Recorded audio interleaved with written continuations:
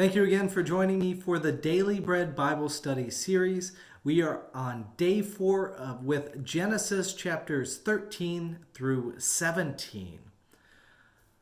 So Abraham has been selected by God and blessings flow. And this happened in the last chapter when Abraham and Sarah were sent away with a fair number of Pharaoh of Egypt's possessions. And again, this foreshadows the Israelites' plight of Egypt in the Exodus story, the next book of the Bible. Well, it turns out having a lot of possessions brings tension. In Genesis 13, verse 5, now Lot, who went with Abram, also had flocks and herds and tents, so that the land could not support both of them living together. For their possessions were so great that they could not live together, and there was strife between the herds of Abram's livestock and the herders of Lot's livestock. Lot and Abram could fight one another. They could choose to fight, but instead they come to a peaceful resolution. So in peace, Abraham lets Lot choose where he wants to settle. Lot chooses the plain by the Jordan, near the towns of Sodom and Gomorrah. And God reveals the promised land to Abraham and invites him to take a tour of it. Abraham ultimately will settle there at Hebron.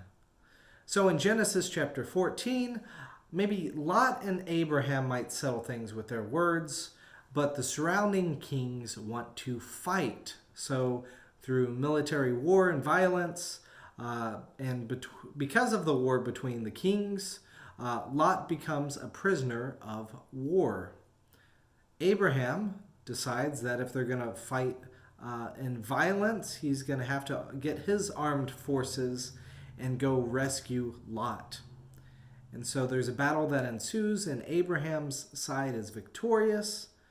And Abraham recovers Lot by defeating some of the forces originally opposing Sodom and Gomorrah, which again are aligned with Lot. And we'll see that Lot actually goes to reside in Sodom and Gomorrah. So it'll be interesting how Abraham kind of delivers Sodom and Gomorrah, and then still they don't show him kindness. In later chapters, we'll get to the destruction of Sodom and Gomorrah. From what we learn from this is that Abraham is righteous and he deals righteously. And Abram continues to show signs of being righteous. Now, this section on righteousness, why do I keep bringing it up? Is because, we've got another one introduced in this arc of righteousness, namely a guy named Melchizedek, whose name literally means my king is Zadok, or it could be close to my king is righteousness. This brief and interesting figure has significance for Christians because the writer of Hebrews spends much effort focusing on this man as a precedent for God's blessings independent of the Levitical priesthood. So what does that all mean? Well, the writer of Hebrews thinks that Jesus is a faithful priest independent of the covenant of circumcision, the covenant made to Abraham, and that the Most High God is beyond really the need for circumcision as the covenant. But anyways, for more on that, see my discussions on Hebrews, the book of Hebrews. Now, it becomes confusing when Melchizedek, this king of Salem as he's called, then also gets quickly transitioned to the king of Sodom starting to talk. And so it seems kind of unclear but maybe Melchizedek is the king of Sodom and the king of Salem, but I don't know if they would be kings of the same place.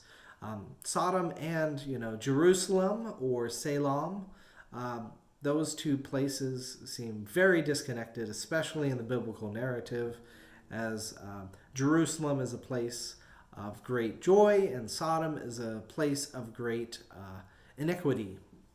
So it seems a little unlikely. But for the context of this little section, it seems to just kind of switch. It would make sense that the king of Sodom would give thanks for what has happened with defeating some of his enemies. It would make a whole lot of sense. But anyways, we also learn that Melchizedek is considered a priest of the Most High God. So I don't know what's going on here, but that's what the story says. So anyways, Melchizedek, this priest of the Most High God, blesses Abraham. Like I said, for Christians, it makes a big deal of in Hebrews, and we'll discuss that later. But we see that God favors Abram and has delivered enemies into his hands. This sets up really the conflict of Sodom and Gomorrah, where again God is the one doing all of the handling of the conflict. It is God who is the one who is providing these blessings, deliverance in war, land, cattle, gold, resources, safety for people. It is God who provides all of those to God's righteous. So Abraham gives back to Melchizedek. He gives a tithe of what he has had because he does not want to become indebted to this king, Melchizedek. Anyways, moving on to chapter 15. Abram is worried again about his future as he remains without a child. God assures him, and Abraham trusts in Genesis 15. He brought him outside and said, "Look toward heaven and count the stars, if you are able to count them." And then he said to him, "So shall your descendants be." Numerous, multiple, everywhere, unable to be counted. This is all said to a person who doesn't have a son born to him at this moment in time. No offspring. Well, in verse 6 of chapter 15, then Abram believed the Lord, and the Lord reckoned it to him as righteousness. So Abram believed the Lord, and the Lord called it righteousness or faithfulness or trust, simply trust. God blesses those who trust him. In our acceptance of God's promises, blessings will flow from the trust and acceptance that we have with God. That's what we learn. So Abraham offers to God a sacrifice, which leads to a glimpse of the future plans for his descendants. That they will be strangers in a land that's not theirs for 400 years. And they shall come here again in the fourth generation, for the iniquity of the Amorites, who are, by the way, descendants of Lot, is not yet fulfilled. So Genesis 15 through 16. Yet again, all sorts of questions raised here. But moving on to Genesis 16, we see that Sarai gives Hagar as a wife, despised, and then becomes despised kind of in her eyes. So there's all this tension between Sarah and Hagar. So ultimately, Hagar runs away because of the conflict. But God talks with her, and God promises Hagar a blessing, namely that Ishmael, whose name means the Lord has heard your affliction, Ishmael will still be blessed. Abraham is 86 when Ishmael is born, but still doesn't have a son directly with Sarai. So in Genesis 17, there's a 13-year gap. Ishmael is now 13. Abram finally has his name changed to Abraham, the one that means father of many nations. He will give birth to kings, and then they cut the covenant by cutting the foreskin of the flesh, aka circumcision. This is the big one, the big mark of the covenant for Jews.